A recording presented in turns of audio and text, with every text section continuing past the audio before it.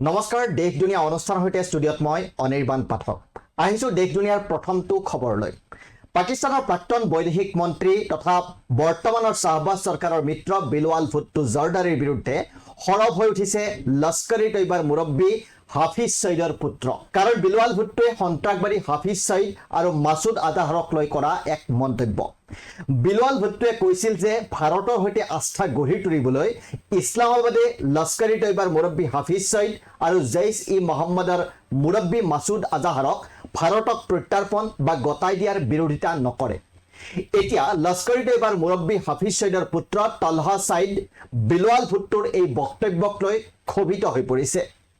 All জাজিৰাৰ সৈতে হোৱা এক সাক্ষাৎকাৰত পাকিস্তান পিপলছ পাৰ্টিৰ সভাপতি বিলৱাল ভুট্টো জৰদাৰীয়ে হাফিজ ছঈদ আৰু মাছুদ আজহাৰক প্ৰত্যাৰ্পণ সন্দৰ্ভত এক প্ৰশ্নৰ উত্তৰ দিছিল।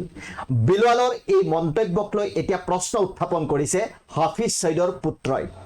দেওবাৰে লাহোৰত হাফিজ ছঈদৰ পুত্ৰ তালহা ছাইদে এক বিবৃতিত কয়, বিলৱাল ভুট্টোৱে পাকিস্তানীক প্ৰত্যাৰ্পণৰ কথা কোৱা উচিত নাছিল। তেওঁৰ এই বক্তব্য দেশৰ নীতি, জাতীয় স্বাৰ্থ আৰু সাৰ্বভৌমত্বৰ বিৰুদ্ধে আৰু আমি ইয়াক তীব্ৰ গৰিহণা দিছোঁ। তালহাৰ মতে তেওঁৰ পিতৃ হাফিজ ছঈদৰ কোনো কামেই পাকিস্তানৰ বিৰুদ্ধে নহয়। কিন্তু এইখিনিতে হাফিজ ছঈদক লৈ কেইটামান তথ্য দাঙি ধৰিব বিচাৰিছোঁ। কেইবাবছৰ ধৰি সন্ত্ৰাসবাদীক অৰ্থ সাহায্য প্ৰদানৰ গোচৰত দোষী সাব্যস্ত হয় 2019 চনৰ পৰা লাহোৰৰ কোট লখপত কাৰাগাৰত নিজেই আছে হাফিজ ছঈদ। পাকিস্তানৰ ৰাষ্ট্ৰীয় সন্ত্ৰাসবাদ বিৰোধী কৰ্তৃপক্ষৰ তথ্য অনুসৰি দেশখনে লস্কৰ ই তৈবা আৰু জৈশ ই মহম্মদ দুয়োটা সংগঠনকে নিষিদ্ধ ঘোষণা কৰিছে। 26/11 মুম্বাইত সংঘটিত সন্ত্ৰাসবাদী আক্ৰমণৰ মাষ্টাৰ মাইণ্ড হাফিজ ছঈদে বৰ্তমান সন্ত্ৰাসবাদীক পুঁজি যোগানৰ বাবে 33 বছৰৰ কাৰাদণ্ড ভুগি আছে।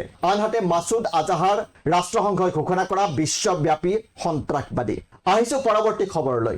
আজি মাৰ্কিন ৰাষ্ট্ৰপতি ডনাল্ড ট্ৰাম্পৰ সৈতে মিলিত হ'ব ইজৰাইলৰ প্ৰধানমন্ত্ৰী বেঞ্জামিন নেতান্যাহু।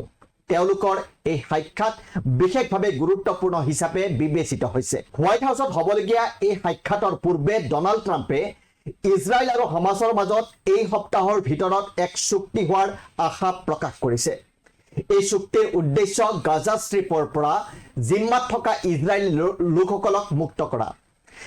ইজৰাইল আৰু হামাছৰ মাজত পৰোক্ষ আলোচনা দেওবাৰে সন্ধিয়া দোহাত আৰম্ভ হৈছিল।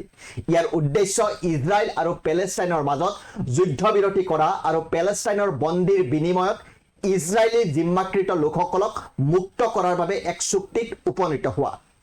ইপিনে ট্ৰাম্পেও দেওবাৰে কৈছিল যে তেওঁলোকে চুক্তিত উপনীত হোৱাৰ বাবে এয়া এক ভাল সুযোগ। প্ৰধানমন্ত্ৰী নেতান্যাহুৱে দেওবাৰে ৱাশ্বিংটনলৈ যোৱাৰ সময়ত কৈছিল যে ট্ৰাম্পৰ সৈতে তেওঁৰ সাক্ষাতে এই চুক্তিক আগুৱাই নিয়াত সহায় কৰিব। আমেৰিকাৰ ৰাষ্ট্ৰপতিয়ে প্ৰায় 2 বছৰৰ যুদ্ধৰ পাছত মানৱীয় সংকটত আবদ্ধ হৈ পৰা গাজা ষ্ট্ৰীপত যুদ্ধবিৰতিৰ বাবে জোৰ দি আহিছে। ইপিনে নেতান্যাহুৱে কৈছিল যে তেওঁ স্পষ্ট নিৰ্দেশনাৰ সৈতে এটা দলক দোহালৈ প্ৰেৰণ কৰিছে আৰু এই দলটোৱে চুক্তিৰ বাবে ইজৰাইলৰ চৰ্তসমূহৰ কথা হামাছক জনাব। তেওঁ ইয়াৰ পূৰ্বে জনাইছিল যে কাটাৰ আৰু মিছৰৰ মধ্যস্থতাকাৰীৰ জৰিয়তে দোহাত হামাছৰ সৈতে কথা বতৰা হৈছিল, কিন্তু আমেৰিকা সমৰ্থিত যুদ্ধবিৰতিৰ প্ৰস্তাৱৰ খচৰাটোৰ ওপৰত হামাছৰ পৰা যি প্ৰতিক্ৰিয়া আহিছিল সেয়া গ্ৰহণযোগ্য নাছিল। আহিছোঁ হামাছৰ সৈতে যুদ্ধবিৰতিৰ বাবে ইজৰাইলে দিয়া প্ৰস্তাৱৰ বিষয়লৈ। এই আলোচনাৰ সৈতে জড়িত দুটা পেলেষ্টাইনী সূত্ৰই নিউজ এজেন্সি AFPক জনাইছে যে প্ৰস্তাৱত 60 দিনৰ যুদ্ধবিৰতি অন্তৰ্ভুক্ত আছে। যদি দুয়োপক্ষৰ পৰা সন্মতি লাভ হয় তেন্তে যুদ্ধবিৰতিৰ সময়ত ইজৰাইলৰ জিম্মাত থকা পেলেষ্টাইনীসকলৰ বিনিময়ত হামাছে 10 জন জীৱিত জিম্মাত থকা ইজৰাইলী লোক আৰু কেইবাটাও মৃতদেহ মুকলি কৰি দিব। কিন্তু সূত্ৰসমূহে এইটোও কৈছে যে হামাছে পেলেষ্টাইনৰ পৰা ইজৰাইলীক মুক্ত কৰি দিয়াৰ বাবে কিছুমান চৰ্ত, আলোচনাৰ সময়ত পুনৰ যুদ্ধ আৰম্ভ নকৰাৰ নিশ্চয়তা আৰু ৰাষ্ট্ৰসংঘৰ নেতৃত্বত সাহায্য বিতৰণ ব্যৱস্থাৰ পুনৰ প্ৰৱৰ্তনৰ দাবী কৰিছে। উল্লেখযোগ্য যে ইজৰাইল আৰু হামাছৰ যুদ্ধবিৰতিৰ শেহতীয়া প্ৰচেষ্টা বাৰম্বাৰ বিফল হৈছে।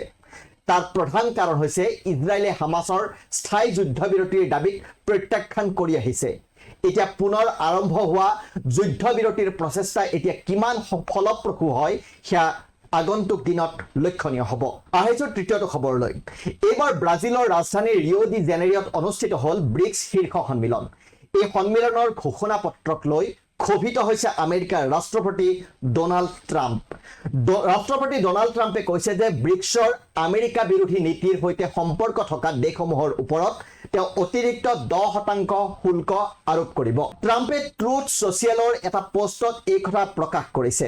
উল্লেখযোগ্য যে ঘোষণাপত্ৰত ব্ৰিক্সে আমেৰিকা আৰু ট্ৰাম্পক নাম উল্লেখ নকৰাকৈ সমালোচনা কৰিছে। ঘোষণাপত্ৰ অনুসৰি ব্ৰিক্সৰ সদস্যসকলে একপক্ষীয় শুল্ক বৃদ্ধিৰ বিষয়ে গুৰুতৰ উদ্বেগ প্ৰকাশ কৰি কৈছে যে এই শুল্কই বিশ্ব অৰ্থনীতিৰ ক্ষতি কৰাৰ ভাবুকি কঢ়িয়াই আনিছে। ব্ৰিক্সৰ এই ঘোষণাৰ পাছতেই ক্ষোভ প্ৰকাশ কৰিছে ডোনাল্ড ট্ৰাম্পে। এতিয়া প্ৰকাশ পোৱা অনুসৰি আগন্তুক দিনত কেইবাখনো দেশলৈ শুল্ক পত্ৰ প্ৰেৰণৰ প্ৰস্তুতি চলাইছে আমেৰিকাই। বুধবাৰে ট্ৰাম্প প্ৰশাসনে উচ্চ শুল্কৰ ক্ষেত্ৰত দিয়া 90 দিনৰ সকাহ অন্ত পৰিব। ট্ৰাম্পে এটা সুকীয়া পোষ্টত কৈছে যে ৱাশ্বিংটনৰ সময় অনুসৰি সোমবাৰে বিয়লি শুল্ক সন্দৰ্ভত দেশসমূহলৈ চিঠি প্ৰেৰণ কৰা আৰম্ভ কৰিব। আপোনালোকে চাই আছিল দেশ দুনিয়া বিভিন্ন ৰাষ্ট্ৰীয় আৰু আন্তঃৰাষ্ট্ৰীয় খবৰৰ বাবে চাই থাকিব দি ক্ৰছ কাৰেণ্টৰ এই বিশেষ অনুষ্ঠান। ধন্যবাদ।